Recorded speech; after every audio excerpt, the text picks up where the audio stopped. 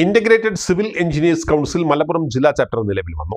പെരിന്തൽമണ്ണ മലബാർ ഹോട്ടലിൽ നടന്ന ചടങ്ങിലാണ് ICECയുടെ മലപ്പുറം ജില്ലാ ഘടകം രൂപീകരിച്ചത്. സംസ്ഥാന ചെയർമാനും എഞ്ചിനീയറുമായ ഷിനോജ് PS സംഘടനാ രൂപീകരണ ചടങ്ങും ശില്പശാലയും ഉദ്ഘാടനം ചെയ്തു. സിവിൽ എഞ്ചിനീയറിംഗ് ബിരുദധാരികളുടെ കൂട്ടായ്മയായ ICECയുടെ മലപ്പുറം ജില്ലാ ചാപ്റ്റർ നിലവിൽ വന്നു. BTech പൂർത്തിയാക്കിയവരുടെ സംഘടനയാണിത്. എഞ്ചിനീയർമാരെ പുതിയ കാലത്തിനനുസരിച്ച് പരിഷ്കരിക്കുകയും പ്രോത്സാഹിപ്പിക്കുകയും മികച്ച എഞ്ചിനീയർമാരായി നിലനിർത്തുകയുമാണ് സംഘടനയുടെ പ്രവർത്തന ലക്ഷ്യം.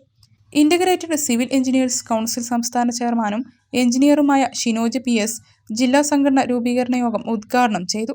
സിവിൽ എഞ്ചിനീയർമാർ കാലഘട്ടത്തിനനുസരിച്ച് മാറേണ്ടത് അനിവാര്യമാണെന്നും വൈദഗ്ധ്യത്തോടെയും ഗുണമേന്മ ഉറപ്പുവരുത്തിയുമുള്ള നിർമ്മാണ പ്രവർത്തനങ്ങൾക്ക് മേൽനോട്ടം വഹിക്കാൻ സംഘടനയിലെ സിവിൽ എഞ്ചിനീയറിംഗ് ബിരുദധാരികൾക്ക് കഴിയണമെന്നും സംസ്ഥാന ചെയർമാൻ പറഞ്ഞു.